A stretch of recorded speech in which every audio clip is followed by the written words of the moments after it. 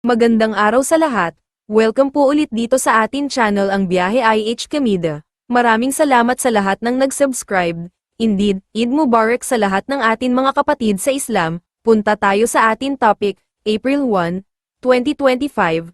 Kim Chia's eldest sister, Lakambini Lakam, Chu, recently shared her thoughts on Paolo Avellino, whom Kim has recently been romantically linked with amid their several projects together. In a recent interview posted on entertainment editor Sav Assis's official Instagram page, Kim's eldest sister was asked to give her honest opinion and thoughts about the dashing actor as well. The video even featured a noteworthy caption stating, "Ate Lakambini ni Kim, boto kay Paolo." When asked about Paolo, Lakambini expressed her support, saying if Kim is happy, then they are happy for the actress as well.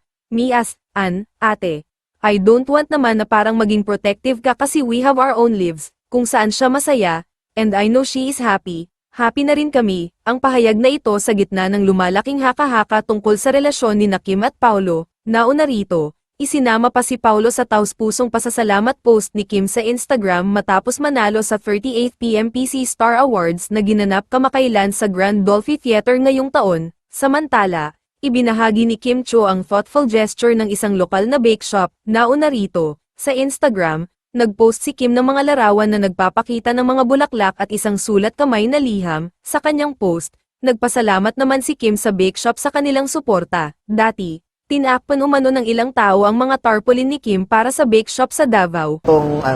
Kay Paolo. Siyempre, oo naman. Wow!